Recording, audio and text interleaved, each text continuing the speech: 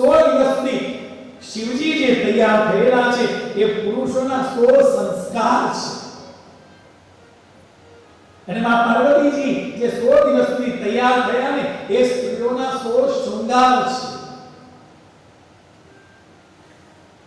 અને શિવ અને પાર્વતી યજમાન તરીકે ત્યાં વિરાજમાન થયા છે કથાનું શ્રવણ કર્યું છે આ કથાની શ્રવણ કર્યા બાદ કથાની પૂર્ણાહુતિ થઈ છે પૂર્ણાહુતિને દિવસે જે બિંદુ જે પિશાચ સ્વરૂપે હતો એ પિશાચ સ્વરૂપ છોડી દીધું છે અને ખૂબ સુંદર એવું રૂપ ધારણ કરી અને પ્રાણવલ્લભા ચુંચુલા સાથે સ્વયં માં પાર્વતી અને શિવજી સહિત એ કૈલાસ ધામમાં આવ્યું છે અને એની મુક્તિ થઈ છે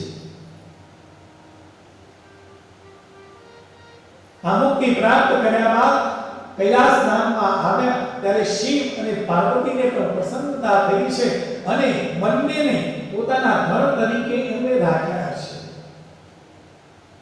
આ શિવ મહાપુરાણની આ બીજી કથા આપણને સૂચવે છે મેં સવારે કહેલું હતું ને કે જે ઘરની અંદર સ્ત્રી સંસ્કારી હોય ને સાહેબ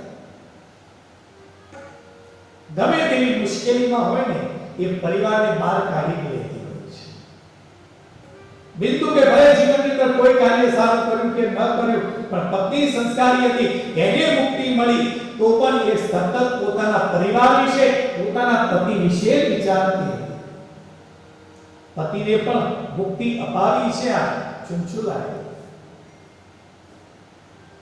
શ્રી મહાપુરાણના શ્રવણનો વિધિ પણ કર્યો છે કે શ્રવણ કેવી રીતે કરવું જોઈએ વક્તા કેવો જોઈએ આપણને ખબર છે જ્યારે શ્રવણ કરવા માટે બેસીએ ત્યારે આપણું મન ચિત્ત સતત પરમાત્માનું જે વાગ્મય સ્વરૂપ છે એના ઉપર જ દ્રષ્ટિ હોવી જોઈએ મનની અંદર કોઈ ખોટો વિચાર આવે નહીં એનું ધ્યાન રાખવાનું છે સતત પરમાત્માના નામનો જપ કરવાનો છે જે કંઈ પણ કથા કહેવાય રહી છે એ કથા ની અંદર આવતો પ્રસંગ મને ક્યાં સ્પર્શી રહ્યો છે એ પણ સતત જાણતા રહેવાનું છે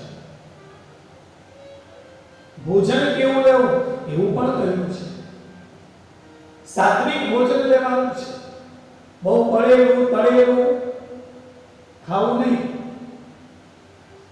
જેથી આપણું પેટ બગડે પણ અહીંયા એ બાબતનું નિશ્ચિત છીએ આપણે સાત્વિક ભોજન છે અને બધાને અનુકૂળ આવે તેવું છે નહીં બહુ તીખું બહુ નહીં મીઠું વધારે નહીં બધું માપસર છે કારણ આપણે એ જગ્યા પસંદ કરી છે અને ખરેખર જેને આ જગ્યા બતાવી આ કથાના શ્રેય એ ભાઈને પણ ચોક્કસ જવાનું છે જેને આ જગ્યા બતાવી છે કારણ કે અમે તો જોવા માટે આવેલા માલસરની જગ્યા જોઈ અને ત્યાંથી નીકળ્યા બાદ સાંજે અમે રસ્તામાં હતા અને સુરતથી કોઈ ભાઈનો ફોન હતો કદાચ કાકા આપણે ત્યાંથી તમારા બાપુ હા એમને કહ્યું પપ્પા બીજે કોઈ જગ્યા જાઓ એના પહેલા હું એક જગ્યા તમને મોકલું છું તમે ત્યાં તપાસ કરો અને એમને આ જગ્યા બતાવી આ ખૂબ સુંદર જે આયોજન થયું છે ને ભલે એ અહીંયા હોય કે ન હોય આ કથાનું પુણ્ય એમને પણ મળવાનું છે બોલો નમઃ શિવાય સારું સ્થાન મળે ને સાહેબ સારા સ્થાન પર બેસીને કથાનું શ્રવણનો લાભ મળે એ પણ ઉત્તમ કહેવાય કેવી સુંદર જગ્યા કે તમે બેઠેલા છો તમને સીધી માં નર્મદાના દર્શન થાય છે અહીંયા સાક્ષાત શિવજીના દર્શન થાય છે એ જે સ્થાપન કરેલું છે એના પર દર્શન થાય ગમે તે ખૂણા ઉપર બેસો તમને એના દર્શન થાય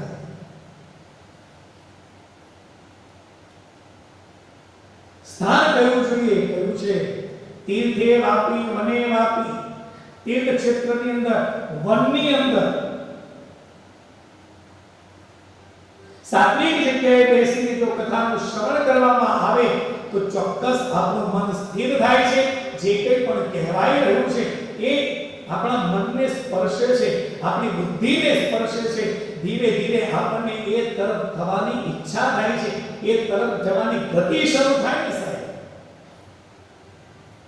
તો પણ આપણને મુક્તિ મળે છે બોલો નમઃ શિવાય ખૂબ સુંદર વક્તા કેવો જોઈએ દ્રષ્ટાંત કુશલો ધીરો દ્રષ્ટાંત કુશળ હોવો જોઈએ વિદ્વાન હોવો જોઈએ, મંત્રના ઉચ્ચાર સ્પષ્ટ હોવા જોઈએ,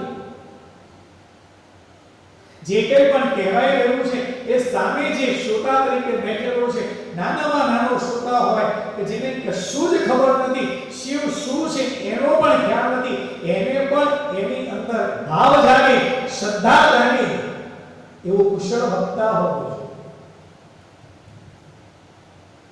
બીજી એક વાત કરી દો કે ભાગવતની કથા હોય ને તો એમાં લૌકિક ઉદાહરણો વધારે, આ શિવ તત્વ જે છે, શિવ મહાપુરાણની કથા જે છે ને એમાં લૌકિક ઓછું આવે. આમાં તત્વને સમજવાનું છે કે પ્યોર એસેન્સ જે કહેવાય ને એ જ અહીંયા છે. કદાચ પહેલી વખત આવેલા હોય ને તો એમને એમ થાય કે બીજા હસાસી આવે, જોક્સ આવે એવું કહીને કહો, કારણ કે આમાં શિવ મહાપુરાણ શિવ તત્વને સમજવાનું છે. જ્યારે તત્વને સમજવા માટે બેસીએ ને ત્યાં લૌકિક ઉદાહરણ ન ચાલે. મેં કહ્યું ને મંત્રનો ઉચ્ચાર કરવો હોય ને તો સ્પષ્ટ થવો જોઈએ. ભજન તમે ગમે તેવું ગાઓ ચાલે, મંત્રનો ઉચ્ચાર કરતા હોઈએ, શ્રી કૃષ્ણ શરણમ મમ, ઓમ નમઃ શિવાય. આપણે તો નમઃ શિવાય કરે છે એ બે બિંદુ જે છે ને નમઃ એ હ છે એ ઉચ્ચાર થવો જોઈએ. આપણે ઓમ નમઃ શિવાય કરી અભિષેક કરીએ કે નામ બોલીએ ન ચાલે. તો એમાં સીધું જે સાચું છે એ જ કહેવામાં આવે. આ તત્વ છે, એને સમજવાનું છે.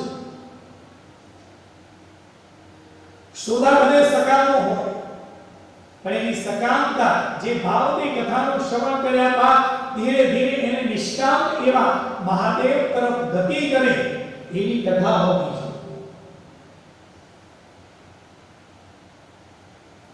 સકામ વ્યક્તિ જે કોઈ ઈચ્છાથી કથાનું શ્રવણ કરવા માટે આવેલો છે એની તો ઈચ્છા પૂર્ણ થશે, પણ એ ઈચ્છા પૂર્ણ થયા પછી શું એ તત્વ સાથે એ જોડાયેલો રહે છે એ અગત્યનું છે. આપણે સકામ ભાવથી જ્યારે ભક્તિ કરતા હોઈએ ને કે આ કાર્ય મારું સિદ્ધ થાય એટલે હું આ કામ કરીશ, એ કાર્ય થઈ ગયું પછી આપણે પરમાત્માનું નામ સ્મરણ છે, એ કથા કરવાની છે એ ભૂલી જઈએ, આપણું કામ પૂરું થઈ ગયું. ને એ સકામ નહીં, નિષ્કામ ભાવથી કથાનું શ્રવણ કરો. હવે એક જ કામના છે કે પ્રભુ મારે તારા થવું છે. સકામ છે પણ કઈ કામના છે? એક જ કે પ્રભુ હું તારો થઉં. બસ એક વખત તારો થઈ જાઉં પછી તો આખું વિશ્વ આપણું છે. શ્રીમદ ભાગવતની અંદર છે કે જે વ્યક્તિ એક વખત પરમાત્માના દર્શન થયા, પરમાત્માનો એક વખત અનુભવ થયો ને પછી એને લોકો પાસે જવાની જરૂર નથી, લોકો એને શોધતા આવે છે. હાનિકોરા ગામ કેટલું દૂર છે પણ આટલો સુંદર આશ્રમ, ક્યાંથી લોકો અહીંયા આવે છે આપણને ખબર જ નથી. કારણ એની જે ઉર્જા પ્રગટ થાય છે એ ઉર્જા જ્યાં જે લોકોને જેમાં રસ છે ને ત્યાં સુધી એ પહોંચી જાય છે, એ લોકોને અહીંયા ખેંચીને લાવે છે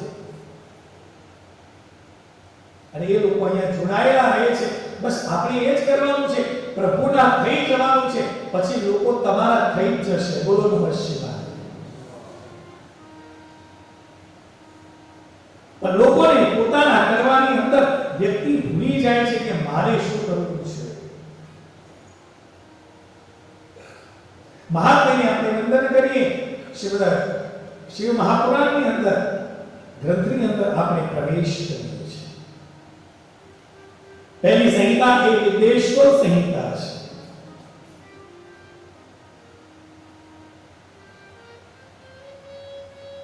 धर्म क्षेत्रे महाक्षेत्रे गंगा कालिंदी संगमे प्रयागे परमे पुण्ये ब्रह्मलोकस्य वर्तमनि. नैमिषारण्यની અંદર શુદ્ધ સૌનક વગેરે ઋષિ મુનિઓએ શુદ્ધ પુરાણને સમક્ષ જે વાત કરેલી હતી ત્યાં કથા કહેવાઈ રહી છે. આ નૈમિષારણ્ય એક ક્ષેત્ર તો છે,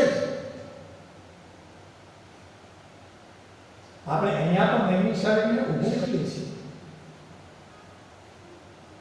નૈમિષારણ્યની અંદર જો કથાનું શ્રવણ કરવામાં આવે ત્યાં મન સ્થિર થાય, તો અહીંયા પણ મન સ્થિર થાય એના માટે આપણે પ્રયત્ન કરવાનો છે. કોઈ પણ જ્ઞાનની શરૂઆત થાય ને ત્યારે સૌથી પહેલા કળિયુગનું વર્ણન આવે છે. શ્રીમદ ભાગવતની અંદર પણ તમે જ્યારે પ્રવેશ કરો છો પહેલા કળિયુગનું વર્ણન, કળિયુગ શું છે, સમય કોઈનો એક છે. એ વખતે પણ 24 કલાક હતા, અત્યારે પણ 24 કલાક જ છે. 7 દિવસ હતા, આજે પણ 7 દિવસ જ છે. 8મો દિવસ છે જ નહીં. પણ કળિયુગની અંદર આવાથી મનુષ્ય પુણ્ય કર્મોમાંથી નિવૃત્ત થઈ જાય છે અને દુરાચારમાં ફસાઈ જાય છે. આ કળિયુગનું લક્ષણ છે. સત્કર્મ કરે પણ સત્કર્મની સાથે સાથે એ દુરાચાર પણ એટલો જ કરે છે.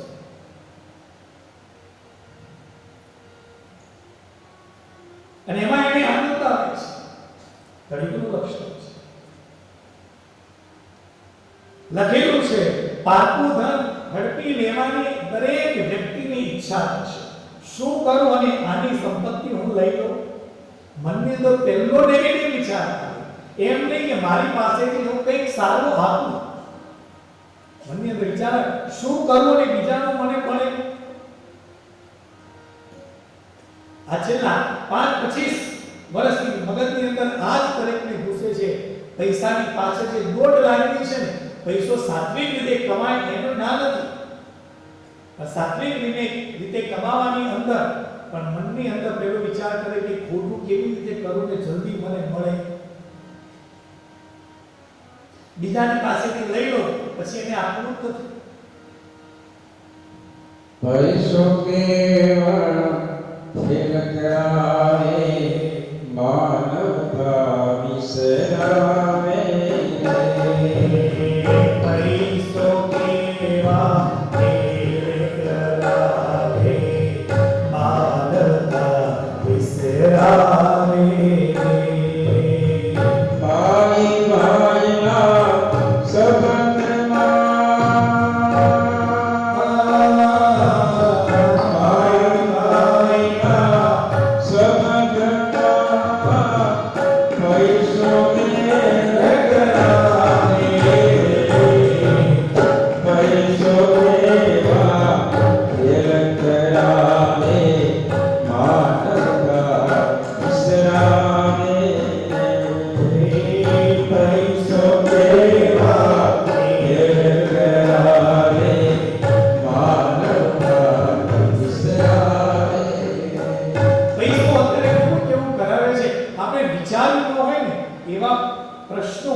સમાજની અંદર ઘરે ઘરે આપણને જોવા મળી રહેલા છે.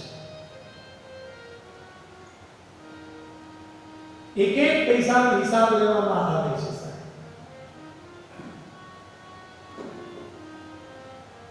કળિયુગનું લક્ષણ છે. વ્યક્તિ પોતાના દેહને શરીરને જ એ આત્મા સમજે છે. એટલે આ શરીરને લટુડા પટુડા કરી જાય છે. આ શરીર એ તું નથી, તું આત્મ સ્વરૂપ છે. એ કથાના માધ્યમથી, સત્સંગના માધ્યમથી સંતો, મહાત્માઓ, મહાપુરુષો સતત એને સમજાવી રહેલા છે, પણ એ સમજણ એને આવતી જ નથી. કળિયુગનું લક્ષણ છે. માતા પિતા સાથે પણ એ દ્વેષ વૃત્તિ રાખશે. સંતાનો જે છે માતા પિતા સાથે દ્વેષ વૃત્તિ રાખશે.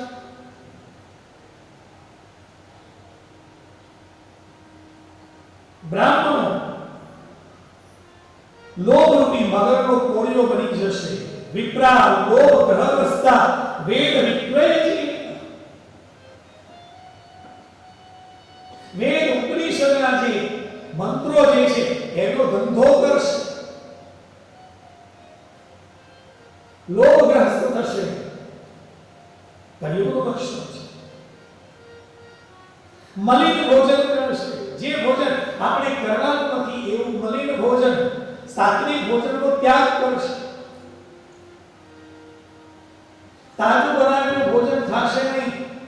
ફ્રીજમાં મૂકી રાખેલું ભોજન કરશે. આપણે અહીંયા તો નથી, પણ અહીંથી આપણે આપણા છોકરાઓને મોકલ્યા છે. આ કળિયુગનું લક્ષણ છે. આપણા વડીલોને આપણે છોડીને ગામડેથી છોડી શહેરમાં આવ્યા. ખૂબ મહેનત કરી, સંપત્તિ એકઠી કરી, વડીલ ગામડામાં રહ્યા, આપણે શહેરમાં રહ્યા. ક્યારેક ક્યારેક વડીલ આપણી પાસે આવે કે આપણે વડીલ આપણા માતા પિતાને મળવા માટે ગામડે જઈએ તો આપણા સંતાનો એ જોઈ એ જ શીખ્યા. પપ્પા હવે અમે જઈએ ફોરેન, તમે ત્યાં અહીંયા રહો. તો મા બાપે અહીંયા ભેગું કરેલું એ તમારે જે કરવું હોય કરજો, અમને એમાં જરાય રસ નથી. કે છે નથી કહેતા. તો પછી જે ભગવાને તમને આપેલું છે, જે તમારી પાસે છે, એ કોઈ સારી જગ્યાએ વાપરતા થાવ. અમારથી અમારાથી છૂટતું નથી. એટલે છૂટતું તારાથી નથી છૂટતું તો તારા પછી તારા છોકરાથી છૂટશે. તું તો છોડ કે ના મારા મને આ પછી જે કરવું હોય કર. શું કરે?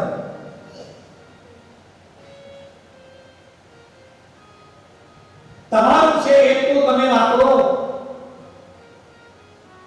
એ છે માતા પિતા સાથે નિશુદ્ધિ રાખશે.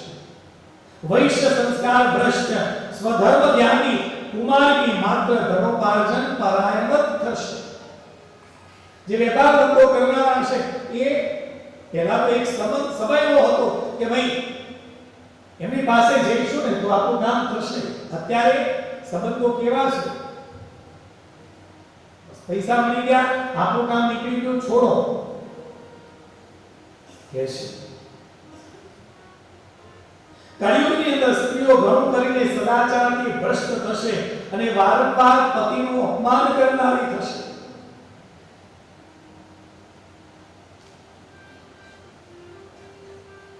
પતિ એ દેવ છે. પતિની સામે બોલાય નહીં. અહીંયા તો લખ્યું છે કે પતિનું એ શું કરશે? અપમાન કરનારી થશે. કારણ કે હવે એ સમયમાં આવી ગયેલા છે કે પતિ અને પત્ની બંનેની ઉંમર સરખી છે. બંને સરખા છે એટલે તું તારીથી જ વાત કરે છે. તું મારા જેવડો જ છે, કેમ સમજે નહીં તું? આ તું તારીની અંદર સંબંધો મનુષ્ય છે, બગડે છે. તો આ પ્રગતિ થઈ કે અધોગતિ થઈ? જ્યારે અત્યારે જે આપણે જે વડીલો જે છે એ એકબીજાનું નામ કરે. કારણ કે નામ છે તો નાશ છે, નામનો નાશ છે, માટે નામ તો બોલાય.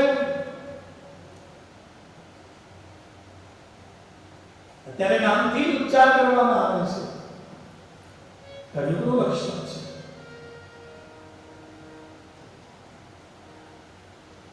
બરાબર મન જે ચિંતાગ્રસ્ત રહેશે, સંપત્તિ ખૂબ હશે પણ સતત ચિંતામાં રહેશે. ભેગું થયું છે કે આનું ક્યાં વાપરીશું, ક્યાં કરીશું, શું કરીશું, ચિંતા સતત રહેશે. વર્ણન કર્યું છે. તો એની અંદરથી બહાર આવવા માટે એક સત્સંગ જ એક એવું સ્થાન છે કે ત્યાં જવાથી આ બધા જે દુર્ગુણો છે એમાંથી આપણને મુક્તિ મળે છે. શિવ તત્વને જાણવાનું છે. શિવ તત્વને તમે જાણશો ને તો તમને થશે કે હવે મારે બીજું કાંઈ જ કરવું નથી. મારે જે છે ને મારા જીવનનો ઉદ્ધાર કરવો છે. શિવ તત્વની એક વખત જાણી લીધા પછી વ્યક્તિને બીજું કંઈ જાણવાની ઈચ્છા થતી જ નથી, જરૂરત નથી. શિવ મહાપુરાણનો પરિચય આપ્યો છે. આપણે સવારે જોયું. અને આ જે શિવ તત્વ છે એની ચર્ચા કરતા એનું જ્ઞાન જે આપણે મેળવીએ છીએ એ તત્વનું કહ્યું કે 1 લાખ શ્લોકો હતા. હવે 1 લાખ શ્લોકોમાંથી 24,000 શ્લોક થયા. એને આપણે સમજવાનો છે આવનારા દિવસોની અંદર. યતો વાચો નિબંધન્તે અપ્રાપ્ત મનસાસ, જ્યાં મન અને વાણી પરમને શકતી નથી, જ્યાંથી પાછી પડે એવો આ ઈશ્વર છે જે શિવ તત્વ છે.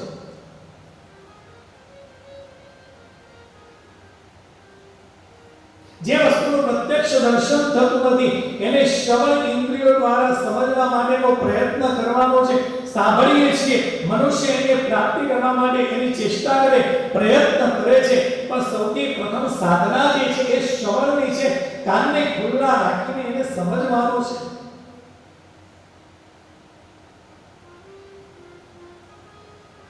કાનથી ભગવાનના નામનું અને લીલાનું શ્રવણ, વાણી દ્વારા એનું કથન અને મન દ્વારા એનું મનન ચિંતન, આ ત્રણ મહાન સાધન કહેવામાં આવ્યા છે. હવે આપણે શિવ મહાપુરાણની કથાનો પ્રારંભ કરવા જઈ રહ્યા છે. જગત પિતાની માં ભગવાન શિવજીને વંદન કર્યા છે. જેની કથા કહેવાની હોય એના વંદન પહેલા, ત્યારબાદ ભવાનીને વંદન કરે છે. યા દેવી સર્વભૂતેષુ શક્તિ રૂપેણ સંસ્થિતા નમસ્તસ્ય નમસ્તસ્ય નમસ્તસ્ય નમો નમઃ. જે શક્તિ છે, જે આ સૃષ્ટિનું સંચાલન કરી રહેલી છે, ભવાનીને વંદન કર્યા, ગણેશને વંદન કર્યા છે. કોઈ પણ કાર્ય કરવાનું હોય ને સૌપ્રથમ ગણપતિની પૂજા આવે છે. કેમ? ગણપતિ શબ્દનો અર્થ પણ સમજવાનો છે. ગણાનામ અધિપતિ એટલે ગણપતિ. ગણ એટલે ગ્રુપ, ગ્રુપનો જે લીડર જે છે ને એની પૂજા કરવી થાય. આવશે ચરિત્ર. ગણેશજી પાસેથી કંઈક પ્રાપ્ત, કે ગણેશની પૂજા કેમ પહેલા થાય છે?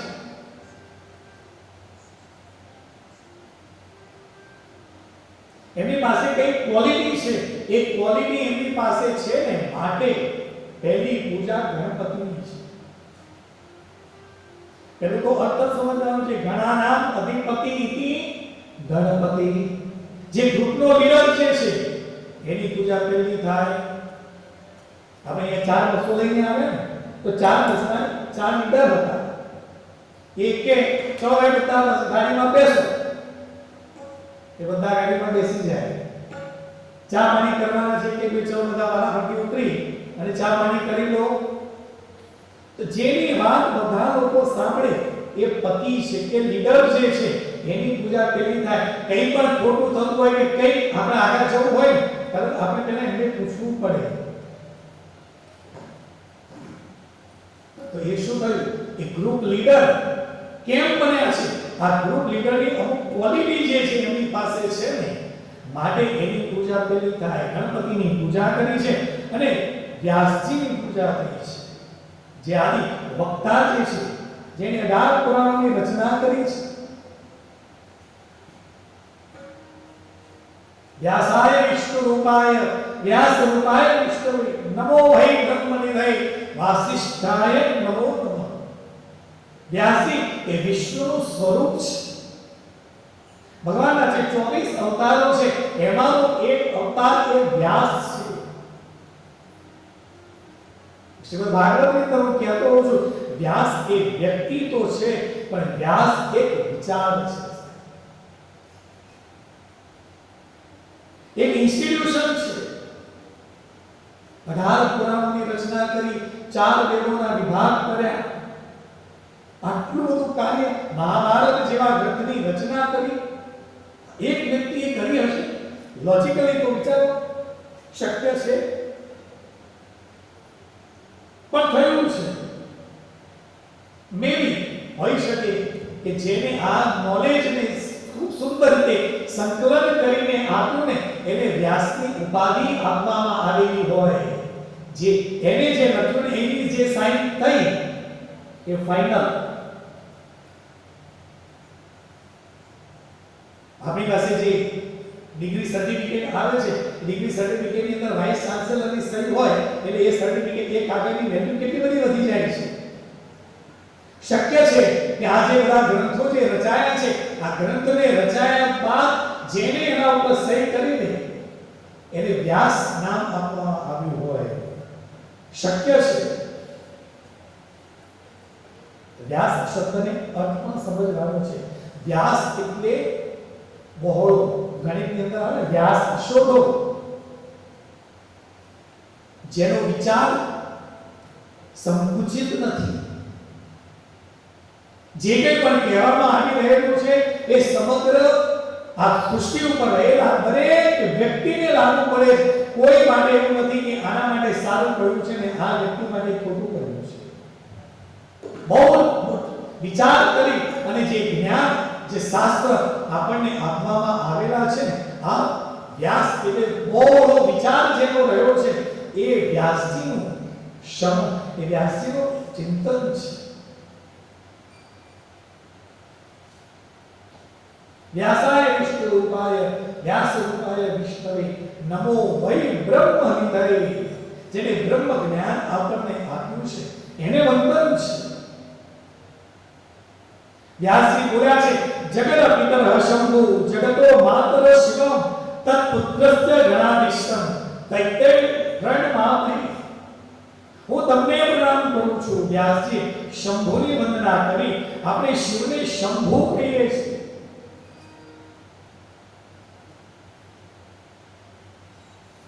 આ ભુવનનો કોઈ દેવ, બીજા કોઈ દેવને આપણે શંભુ કહેતા નથી. ખાલી મહાદેવને જ આપણે શંભુ કહ્યા છે.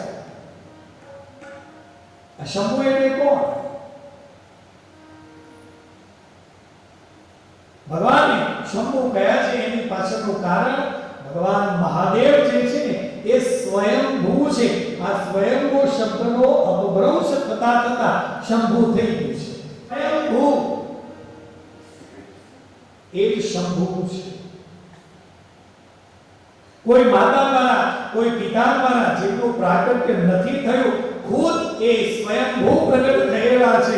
એ જગતના પિતા ભગવાન શંભુ, હું આપને પ્રણામ કરું છું. માટે આપણે ધૂન ગાતા હોઈએ છીએ. હર હર ભોળા શંભુ તમારી ધૂન લાગી. હર હર ભોળા શંભુ તમારી ધૂન લાગી. હર હર ભોળા શંભુ તમારી ધૂન લાગી. હર ભોળા શંભુ તમારી ધૂન લાગી. તારી ધૂન લાગી ભોળા તારી ધૂન લાગી.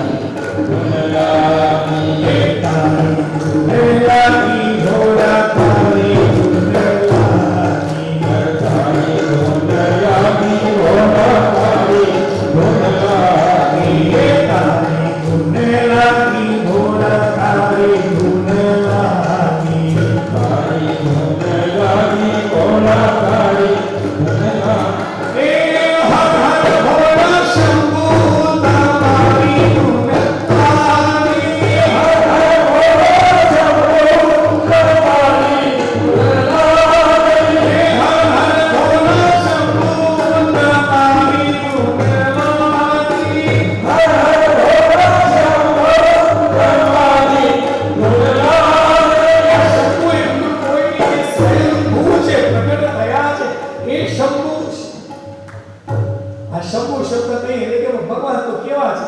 ભોળા છે. ભગવાન બહુ ભોળા છે. જો ભગવાન ભોળો હોય તો શું આખા વિશ્વનું સંચાલન કરી શકે? અત્યારે કોઈ વ્યક્તિ ભોળો હોય ને તો ભોળાને આપણે શું સમજીએ છીએ? જો બોલે છે ગાંડો. પાછા મહાદેવને પાછા ભોળા કહે છે. ભોળા સમજવું શું? આખા વિશ્વનું જે સંચાલન કોણ કરી શકે? જો ભોળો વ્યક્તિ કરી શકે? ભોળો માણસ પોતાનું ઘર ન ચલાવી શકે. આ વિશ્વનો માલિક છે. 14 બ્રહ્માંડ નહીં, અનંત કોટી બ્રહ્માંડનો જે માલિક છે. સજ્જન માણસોનું આભૂષણ એ ભોળપણ છે. સજ્જન વ્યક્તિ, સજ્જન માણસની શોભા એનું ભોળપણ છે. એને બધી જ ખબર પડે પણ વ્યક્તિ બોલે નહીં કે ફલાણો વ્યક્તિ મારી સાથે આ કામ કરે છે. એ બોલે નહીં, સહન કરે.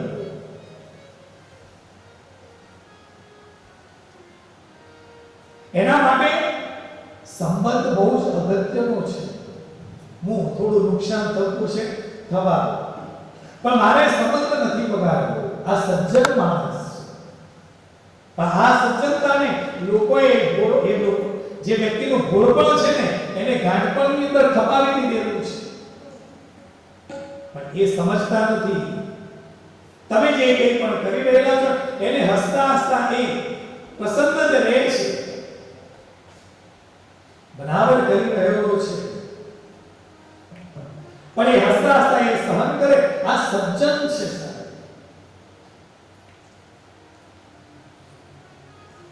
આ તો ભગવાન શંકર રૂકુડી માત્રથી એ પોતાનું સર્જન કરી શકતો હોય ને રૂકુડી માત્રથી જો એ વિસર્જન કરી શકતો હોય, સમુદ્ર મંથનની અંદર કળાકાર કુંડ જે જેડ પ્રગટ થયું એને ધારણ કરી શકતો હોય, ખંડમાં રાખી આખા વિશ્વનું એ રક્ષણ કરી શકતો હોય તો એ ભોળો કેમ કહેવાય?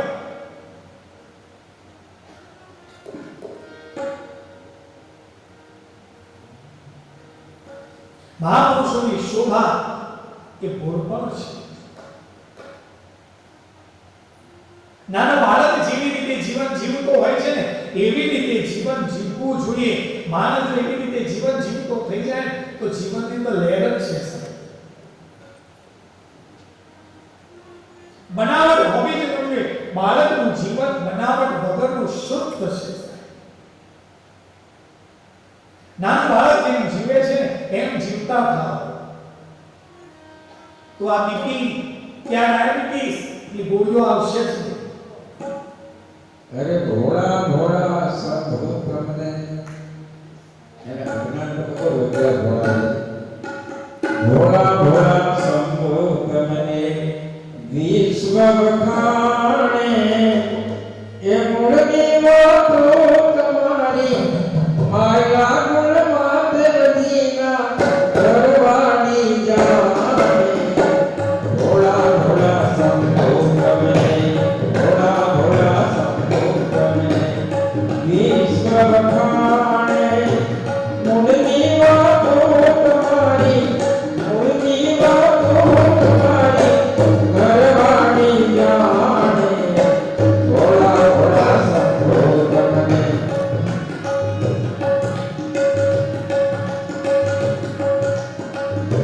કોઈ લાવે હાથે પકડી કોઈ લાવે કેળે જાની કોઈ લાવે હાથે પકડી કોઈ લાવે કેળે જાની.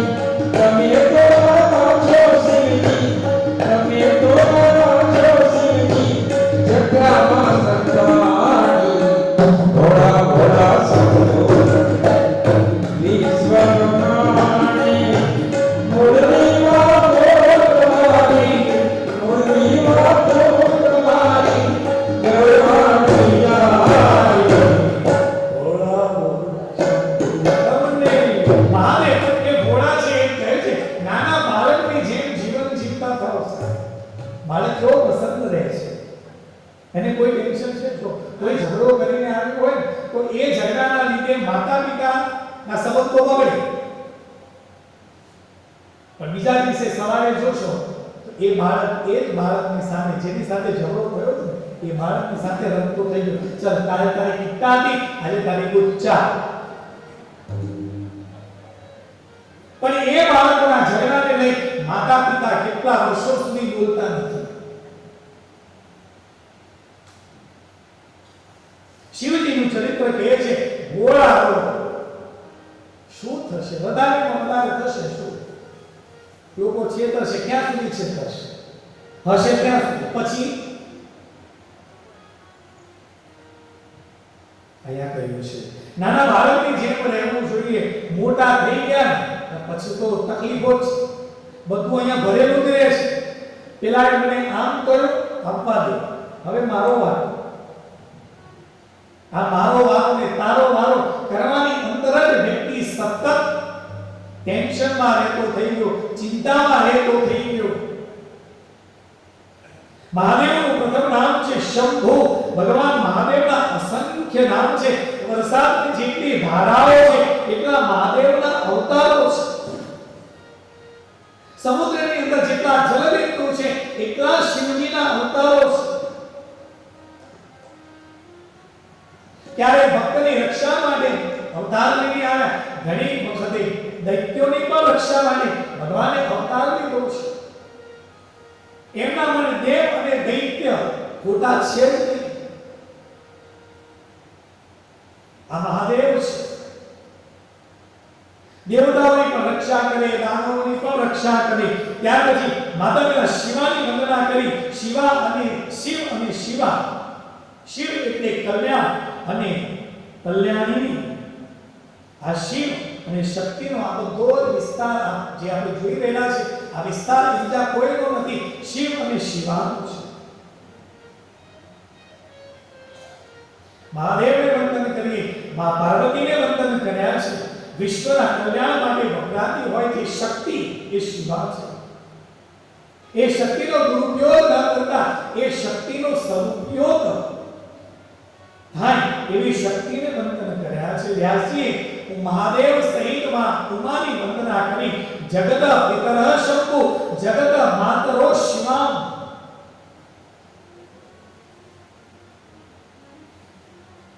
તમારા ગુણોનું વર્ણન કેવી રીતે કરી શકું? વ્યાસજી કહે છે પ્રભુ હું તમારા ગુણોનું વર્ણન કેવી રીતે કરી શકું?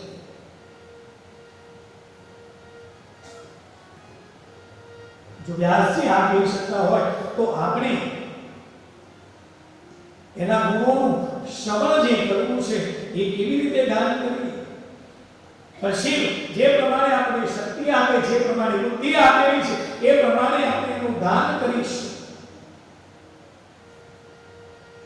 સુતની ભાગ્યની સરાહના કરતા ભગવાન મહાદેવની કથાનો પ્રારંભ કરતા કહે છે એક એક શ્લોક જે શિવ મહાપુરાણો જે છે એક એક શ્લોક એ જીવનના શોકને દૂર કરનારો છે.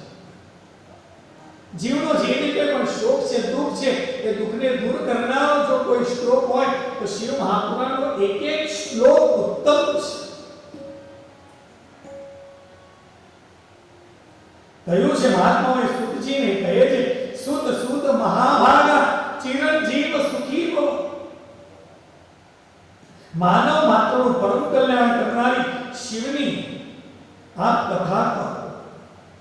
સુત સુત મહાભાગા હે મહાભાગ્યશાળી. શિવજીના ચરિત્રની કથા કહો. સુતજી વર્ણન કરે છે કે એક વખતે નારદજીએ તપશ્ચર્યા કરવા માટે ગયેલા છે. કથા છે. એક વખતની વાત છે કે મુનિ શિરોમણી એવા નારદજી કે બ્રહ્માજીના પુત્ર છે, વિવિધ ચિત્તની અંદર શિવજીને પ્રાપ્ત કરવા માટે એ તપશ્ચર્યા કરવા માટે હિમાલયની ગુફામાં ગયેલા છે. એ ગુફા લેતે ખૂબ શોભાયમાન હતી. એ પાસે દેવ નદી માં ગંગા વહી રહેલા હતા. ખૂબ સુંદર એવો માં ગંગાનો પ્રવાહ જે વહી રહેલો હતો એનો જે મધુર અવાજ આવી રહેલો હતો એ સાંભળી આ ગુફાની શોભા જોઈ વિપ્રવત એવા નારદજીને તપશ્ચર્યા કરવાનું મન થયું છે, એમણે આ જગ્યાને પસંદ કરી છે. અનેક પ્રકારની આ ગુફા જે હતી એ શોભી રહેલી હતી. નારદજીનું મન પ્રસન્ન થયું છે. આ મારે યોગ્ય સ્થળ છે, કારણ કે તપ કરવું છે એવી જગ્યા પસંદ કરો જ્યાં બીજો કોઈ કોલાહલ ન થતો હોય. સાધના છે. નારદજી આ જગ્યા પસંદ કરી છે. મૌન ધારણ કરી પ્રસન્ન હૃદય આ જગ્યા ઉપર તપશ્ચર્યા કરવા માટે બેસવાનું નક્કી કર્યું છે. અને જે જગ્યાએ તમને પણ એ જ કહું છું, જે કોઈ પણ જગ્યા ઉપર આપણે રહેતા હોઈએ ને એ જગ્યાની પ્રસન્નતા પહેલા જોવો કે એ જગ્યાની એનર્જી કેવી છે. જે જગ્યાએ ગયા પછી આપણું મન પ્રસન્ન થઈ જાય ને એ જગ્યા ઉપર રહી જાય. કારણ કે જમીનના પણ પ્રકારો છે. સાત્વિક જમીન હોય, કોઈ જમીન ખરાબ હોય, ત્યાં જઈને રહેશો તો જીવનમાં ક્યારે ઉચ્ચાર ના આવે. એવી જગ્યા પસંદ કરો. જે સ્થળ જોઈને આપણને આનંદ આવે ને એવી જગ્યા પસંદ કરજો. એ સ્થાન પર રહેજો, તમારી પ્રગતિ થશે. અહીંયા નારદજીને આ જગ્યા પસંદ પડી છે. ધ્યાન કરવા માટે ત્યાં બેઠા છે, તપશ્ચર્યા કરવા માટે બેઠેલા છે. નારદજી જ્યારે તપશ્ચર્યા કરવા લાગ્યા એ વખતે તપશ્ચર્યામાં એટલા લીન થયેલા હતા, સમય ગયો છે એમ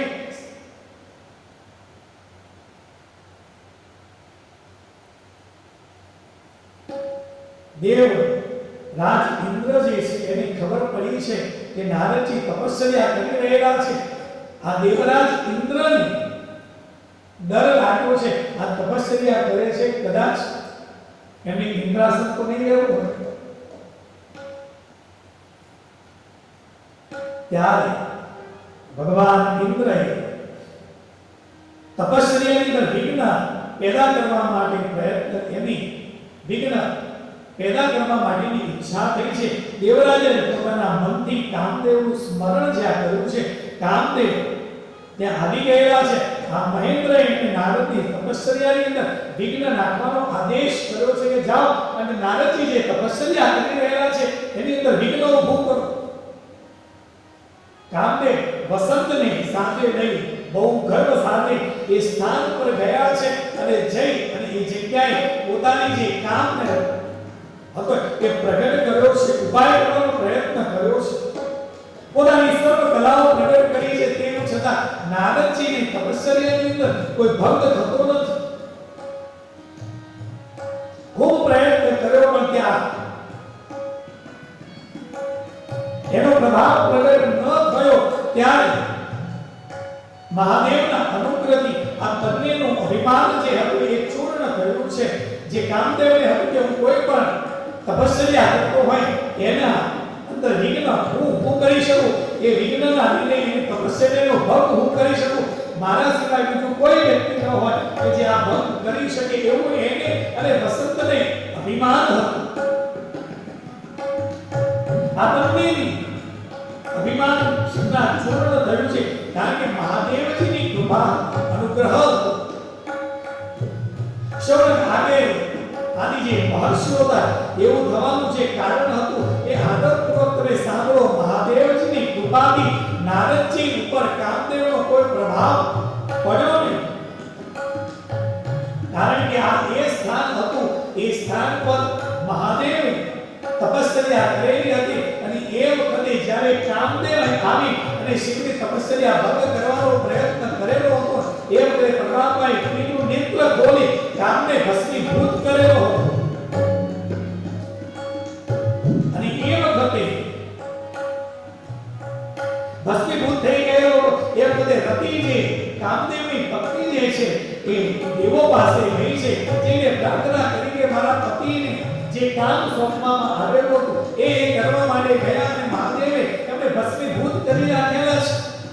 એમને જીવિત કરો, હું મારું જીવન કેવી રીતે વ્યતીત કરીશ? યાચના કરી. ત્યારે બધા જ દેવતાઓ મહાદેવ પાસે ગયા છે અને મહાદેવ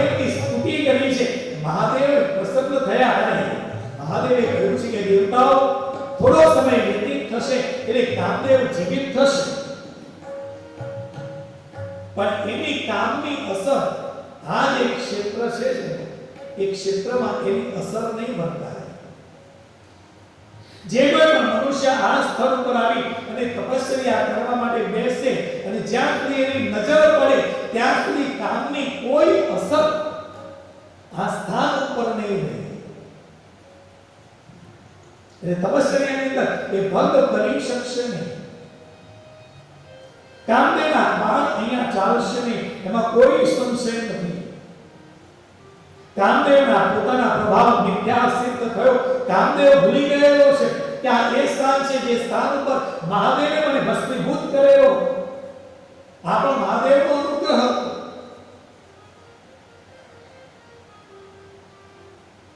રતિ સાથે વસંત સાથે અહીંયા પોતે જે પ્રભાવ પાડવા માટે આવેલો હતો એ પ્રભાવ મિથ્યા થયો છે, સિદ્ધ થયો. ત્યારે એ સ્વર્ગ લોકમાં આવ્યો, ઇન્દ્રને પાસે ગયા છે અને ઇન્દ્રને જઈને કહ્યું કે મેં ખૂબ પ્રયત્ન કર્યા પણ મારા કામની અસર નારદજી ઉપર થઈ જ નહીં. એ વખતે દેવરાજ ઇન્દ્રને પણ વિસ્મય થયો છે કે એવું તો કેવું છે કે એ સ્થાન ઉપર નારદજીની તપસ્યાની અંદર કામદેવ ભંગ ન કરી શક્યો. એમને નારદજીના વખાણ કર્યા છે. શિવજીના માયાથી મોહિત થવાને કારણે એને પૂરો વૃત્તાંત યાદ નથી રહ્યો.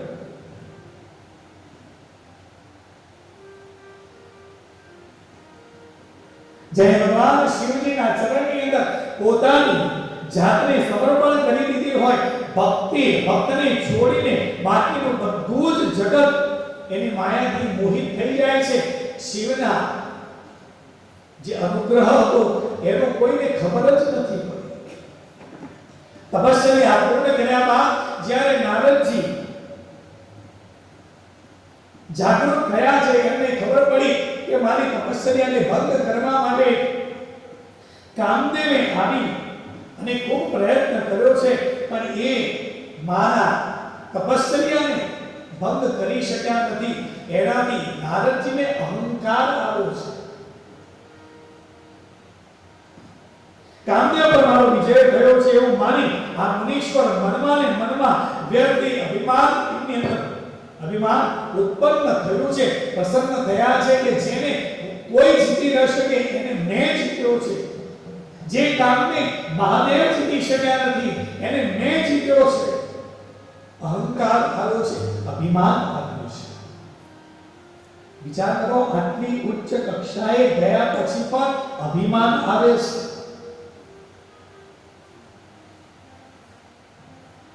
કામ પર વિજય પ્રાપ્ત કર્યો છે, નારદજીને અભિમાન આવ્યું છે. માયાથી મોહિત થયેલા આ મુનિ શિરોમણી એવા નારદજી પોતાના કામ વિજયનો વૃત્તાંત બતાવવા માટે દોડતા પગે એક કૈલાસમાં ગયા છે અને મહાદેવ સમક્ષ પ્રગટ થયા છે. પોતાના પ્રભાવથી કામદેવ ઉપર એનો વિજય થયો છે. એ આખી જે વાત હતી એ મહાદેવને જઈને કહી છે કે હે તા, મેં કામ પર વિજય પ્રાપ્ત કર્યો છે. મહાદેવના મુખ ઉપર સ્મિત આવ્યું છે. મહાદેવ કહ્યું કે હે નારદ, તમે બહુ વિદ્વાન છો, ધન્યવાદને પાત્ર છો, પરંતુ મારી વાત સાંભળો. આ તમે જે વાત તમે મને કહી ને આ વાત તમે બીજા કોઈને કહેતા નહીં. વિશેષતઃ ભગવાન વિષ્ણુ ની સામે તો આની ચર્ચા કદાપી કરતા નહીં. જીવનની અંદર સત્કર્મ કરો, કંઈ પણ સારું કાર્ય થયું હોય ને એની ચર્ચા ન થાય. નેકી કર કુએ में डाल, બહુ ચર્ચા નહીં કરવી. અહીંયા શિવજી નારદજીને કહે છે કે કામ પર તમારો વિજય પ્રાપ્ત થયો, આ વાત તમે મને કઈ વાતો નહીં. તમે વિદ્વાન છો, ધન્યવાદને પાત્ર છો કે તમે કામ પર વિજય પ્રાપ્ત કર્યો, પણ આ વાત મને કઈ ભલે પણ વિષ્ણુને કહેતા નહીં.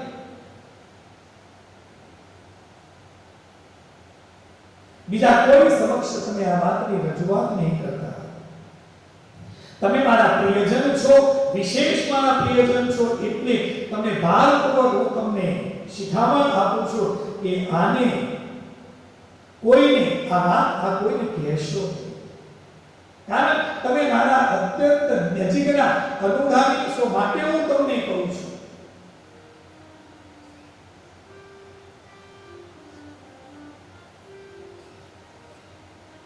શિવજીની સમક્ષ જઈને કહે છે, કામદેવે મારી સમાધિનો ભંગ કરી ન શક્યા, એનાથી એમને અભિમાન તો હતું જ. શિવે કહ્યું છે કે નારદ, મારો કામ તો બળીને ભસ્મીભૂત થઈ ગયો, પણ તમારો કામ હજુ જીવે છે, શાંતિ રાખો. હજુ તો શરૂઆત થઈ છે. જીવનની અંદર કોઈ પણ સત્કર્મ, તપ, સાધના, મંત્ર જાપ આપણે કરતા હોઈએ ને, એને ગોપનીય રાખો. કોઈને કહેશો નહીં. કારણ કે જો તમે કોઈને કહેશો ને તો એ વ્યક્તિ તમારો વાહ કરશે ને, તમારી સારી વાતો કરશે ને, એનાથી તમને અહંકાર આવશે. માટે શાસ્ત્રકારોએ કહ્યું છે કે જેમ જેમ વ્યક્તિ ભક્તિ કરતો થાય એમ એમ મૌન રાખવાનું છે, બહુ ચર્ચા નહીં કરવી.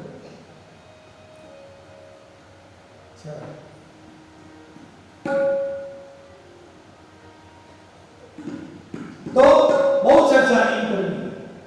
અને વ્યક્તિ ક્યારે પોતાનું આત્મવૃત્તાંત તો ક્યારે નહીં કરવું, સ્વવૃત્તાંત ક્યારે નહીં કરવું. મેં આમ કરી નાખ્યું ને, મેં આમ કર્યું ને, એનાથી આવું થયું ને, નહીં કહો. સ્વવૃત્તાંત તો આપણે કહીએ ને, એનાથી આપણો અહંકાર વધે છે. તમે જે કંઈ પણ સત્કર્મ કર્યું છે એ સત્કર્મની ચર્ચા જ્યારે બીજા કરે ને, તો સમજો કે તમે જે કંઈ પણ કર્યું એ સારું કર્યું છે. શિવપુરાણની અંદર મહાદેવે કહ્યું છે, ગોપ્ય ગોપ્ય સર્વગ્રાહી, હે નારદ, તું તારી આ વાતને ગુપ્ત રાખ, ગુપ્ત રાખ, તું કોઈને કહીશ. મહાદેવે કહ્યું, પણ ઔષધ અહંકારના મદની અંદર રહેલો નારદ મહાદેવની વાતને સમજી શકતો નથી. ખૂબ સમજાવ્યા, પડાવ્યા, શિવ માયાથી મોહિત થયેલા હતા, એટલે એ મહાદેવની વાતને સમજી શક્યા નથી. અને ત્યાંથી કૈલાસમાંથી નીકળી ગાડી દોડી કઈ બાજુ? બ્રહ્મલોકમાં ગઈ છે. બ્રહ્માજી પાસે ગઈ છે ને બ્રહ્માજી સમક્ષ ગયા. બ્રહ્માજીને નમસ્કાર કરીને કહ્યું છે કે હે પિતાજી, મેં મારા તપો પરથી કામદેવ ઉપર મેં જીત પ્રાપ્ત કરી છે, મેં કામદેવને જીતી લીધો છે. એની વાત સાંભળી બ્રહ્માજીના મુખ ઉપર સ્મિત આવ્યું છે. બ્રહ્માજીએ શિવજીના ચરણનું ચિંતન કર્યું છે. સમગ્ર જાણી પોતાના પુત્રને આવું બધું કહેવાની અને કરવાની ના કરી છે. પરંતુ નારદજી આ શિવ માયાથી મોહિત થયેલા. બ્રહ્માજીએ કહ્યું કે નારદ, કે જે કંઈ પણ પ્રાપ્ત કર્યું એ ઠીક છે, પણ એને ગુપ્ત રાખ, તું કોઈને કહીશ. પણ નારદજીની અંદર અહંકાર હતો. એ બ્રહ્મલોકમાંથી નીકળ્યા, વિષ્ણુ લોકમાં પહોંચ્યા છે. નારદજીએ પોતાનું સમગ્ર જે વૃત્તાંત હતું એ ભગવાન વિષ્ણુને કહેવા માટે વિષ્ણુ લોકમાં ગયા. નારદજીને આપતા જોઈએ ભગવાન વિષ્ણુ, આ તો છે જ નટખટ. નારદજીને આપતા જોઈ અને ભગવાન વિષ્ણુ પોતે પોતાના સ્થાન પર ઊભા થયા અને નારદજીને સામે મળવા માટે ગયા છે. ઓહો નારદ, બહુ લાંબા સમયે દેખાયા, અત્યાર સુધી ક્યાં હતા? એમને પોતે છાતી સરખાને એમને છાતી લીધા છે, એમને ઘરે બોલાવ્યા છે અને મુનિના આગમનનો હેતુ શું હતો એ પૂછ્યો છે. એ વાત કરતા કરતા ભગવાન વિષ્ણુએ નારદજીને વિષ્ણુનું પોતાનું જે આસન હતું એના ઉપર બેસાડ્યા છે. ભગવાન વિષ્ણુ બોલે, ક્યાંથી આવો છો? તમારું આગમન કેમ થયું? બહુ લાંબા સમય દેખાયા. ક્યાં હતા? આ જે પ્રશ્ન કર્યો છે ત્યારે નારદજી ગર્ભથી ભરેલા આ નારદ મુનિ મદથી મોહિત થયેલા પોતાની આખું જે વૃત્તાંત હતી, જે કથા હતી, એ અભિમાનપૂર્વક ભગવાન વિષ્ણુને કઈ સંભળાવી છે. નારદજીનો અહંકાર જે કહેવાનો ટોન હતો ને, એનાથી નારદજીનો આ ટોન જોઈ ભગવાન વિષ્ણુને થયું કે નારદજીને અહંકાર આવ્યો છે. ત્યારે વિષ્ણુ બોલ્યા છે કે આ તો તપસ્યાના ભંડાર છો, તમારું હૃદય પણ બહુ જ ઉદાર છે. જેની અંદર ભક્તિ, જ્ઞાન અને વૈરાગ્ય નથી હોતા, એ લોકો જ કામનો ઉપર વિજય પ્રાપ્ત ન કરી શકે. તમે તો બહુ વિદ્વાન છો, તમે તો નૈષ્ઠિક બ્રહ્મચારી છો, તમે સદા જ્ઞાન વૈરાગ્યથી યુક્ત રહો છો. તમારામાં કામ વિકાર છે, કોઈ તમારી અંદર કામ વિકાર આવી શકે જ નહીં. જ્યારે એના વખાણ થતા હતા, આ વખાણ સાંભળી ધીરે ધીરે નારદજીની અંદર તો કહેવાય ને મનમાં ભગવાનને પ્રણામ કરતા કરતા નારદજી બોલ્યા છે, જ્યાં સુધી મુझ પર આપની કૃપા છે ને ત્યાં સુધી મને બીજું કોઈ કશું જ કરી શકે એમ નથી.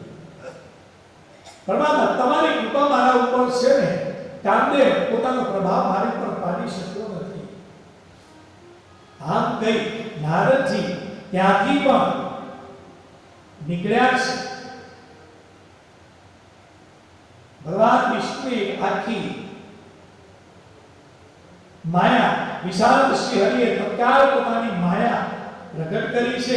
એમણે મુનિ જે માર્ગે જઈ રહ્યા હતા એ માર્ગની અંદર વિશાળ નગરની રચના કરી છે, જેનો વિસ્તાર 100 યોજન જેટલો મોટો હતો.